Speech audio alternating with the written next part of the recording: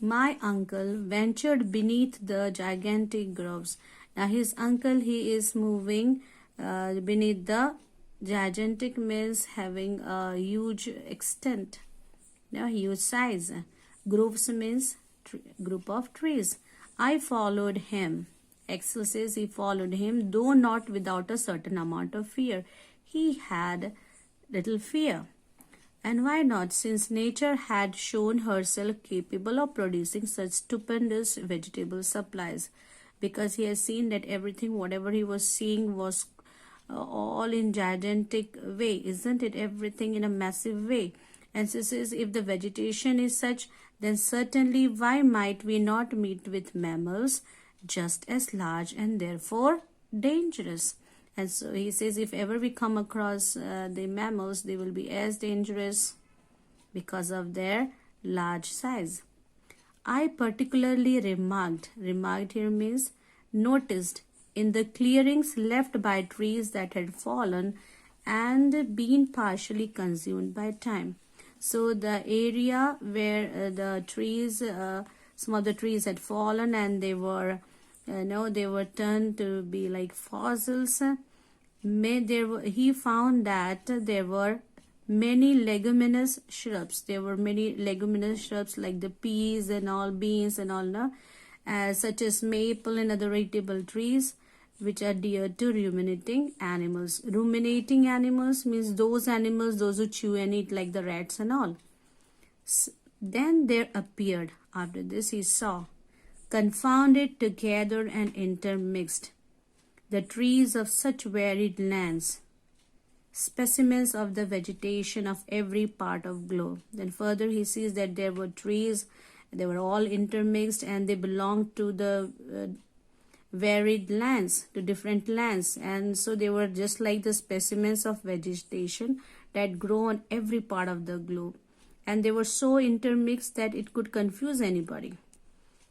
There was the oak near the palm tree, the Australian eucalyptus leaning against the tall Norwegian pine, the poplar of the north, mixing its branches with those of the New Zealand corys. It was enough to drive the most ingenious classifier, ingenious means clever classifier, of the upper regions means those living on the earth, out of his mind. It will make them crazy after seeing so many trees at one place, isn't it? And to upset all his received ideas about botany. And it will disappoint him because what he has read will be entirely different from what he is seeing. Suddenly I stopped short and restrained my uncle. He stopped for a moment and he even controlled his uncle, who was moving ahead. The long spreading light enabled me to see the smallest objects in the distant copses. Copses means small group of trees. From far also he could see because the light was so. I thought I saw. He says that he felt he saw something, but it is not that he thought. He really did see with his own eyes immense gigantic animals moving about under the mighty trees. Yes, they were truly gigantic animals, very huge in size. A whole herd of mastodons. So what was there? He just could see the whole herd of mastodons. Mastodons, they are believed that they were giant elephant-like mammals that flourished from ancient times. And they were not fossils, they were not the remains, they were the living ones, and exactly like those discovered in 1801 on the marshy banks of the great Ohio in North America. He couldn't believe what he saw. Yes, I could see these enormous elephants. Enormous is written why? Because they were very, very big size, massive size they have. And so whose trunks were tearing down large boughs. And with these trunks, what they were doing, they were tearing down the large branches and working in and out the trees like a legion of serpents. and how they were acting over it. They were just trying to pull it out. I could hear the sounds of the mighty tusks uprooting huge trees, and from far he could easily see that they were trying to uproot, they were trying to pull out the huge trees, pull out from the ground those huge trees. And then the boughs, the branches, it crackle, when it breaks, it gives sharp noises, and the whole masses of leaves and green branches wet down the capacious throats of these terrible monsters. They were feeding on it.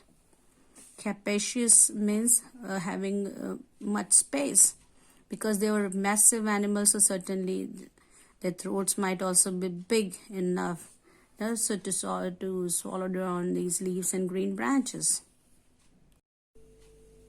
The wondrous dream, when I saw the prehistorical times revived, which is the prehistorical time, the tertiary and the quaternary periods passed before him, that dream was realized. And there we were all alone, far down in the bowels of the earth. Bowels here means the innermost part of the earth, at the mercy of its ferocious inhabitants, at the mercy of its. When do we use this phrase? When somebody is in situation where he can be harmed. So here they were at the mercy of its ferocious, means fierce and violent inhabitants. Is talking about the monsters. My uncle paused, full of wonder and astonishment. Come, he said at last, when his first surprise was over. These mastodons were his first surprise. Come along, my boy, and let us see them nearer. He's not afraid of those mastodons. His uncle, Professor Uncle, Lidenbrock, he says. So this fellow Axel, he is too much afraid. He says, no. I restraining his efforts to drag me forward. We are wholly without arms. But he refused because they didn't have any arms to defend them. What should we do in the midst of that flock of gigantic quadrupeds? Who we call quadrupeds, children? Those who are having 4 legs. Okay, so he says that who would like to go there, isn't it, and put their lives in danger? Come away, uncle, I beg you. No human creature can brave the ferocious anger of these monsters. He says there is not a single human being who can stand the anger of these monsters. No human creature? Said my uncle, suddenly lowering his voice to a mysterious whisper. You are mistaken, my dear boy. Look, it seems to me that I behold a human being like ours, a man. So here, now his uncle's voice changes. He says, I think you are mistaken, because look here, I am able to see someone. Now behold, you say, when you see someone of remarkable or impressive nature, he says, I am able to see a human being who just looked like ourselves, a man.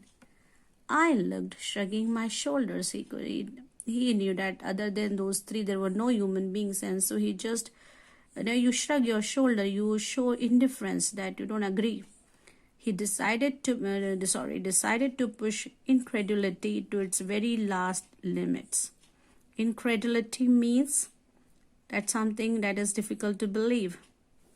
But I was compelled to yield, he said, but I was compelled to believe, to surrender and agree to the weight of visual demonstration, because what he saw, because of the importance of the visual demonstration. He saw, just like what his uncle said, a man there.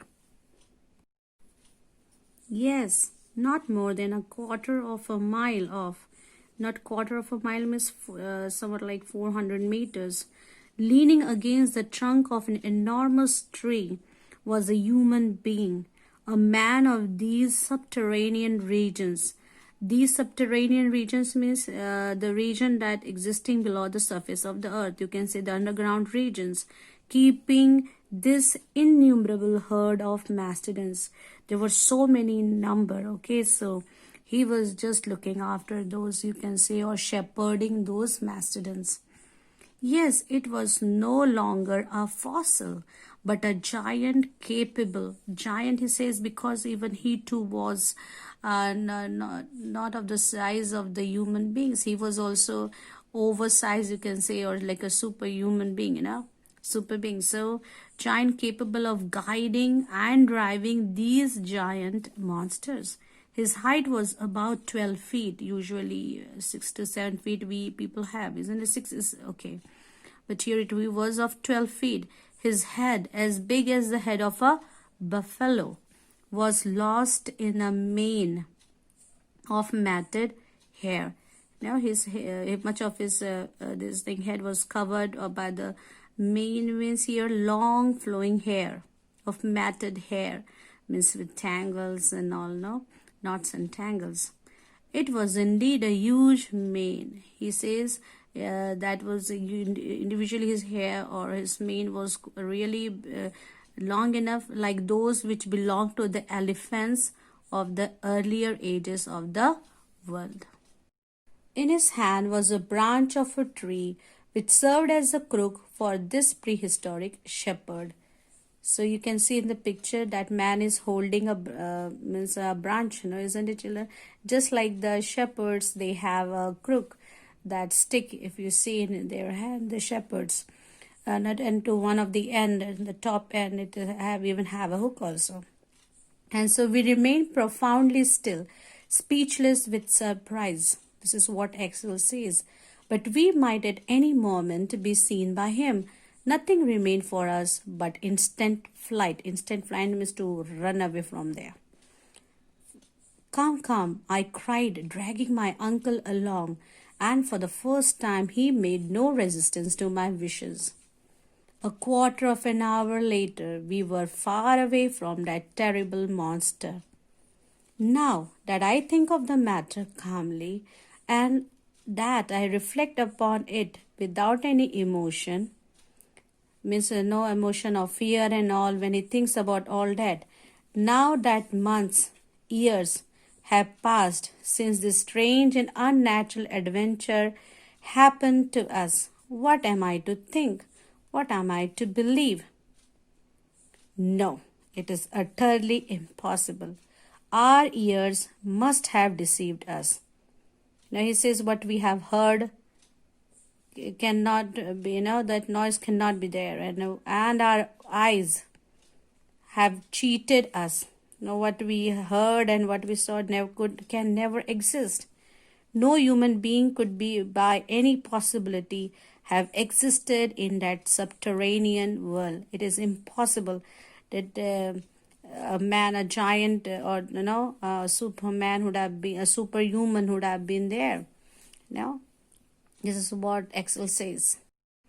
No generation of men could inhabit the lower caverns of the globe without taking note of those who peopled the surface, without communication with them. So here Axel says that it is impossible that the people were living in the lower caverns, in the lower large caves of the earth, and without knowing that there were people living on the surface, or without communicating with them. It was folly. It was something that was not true, nothing else.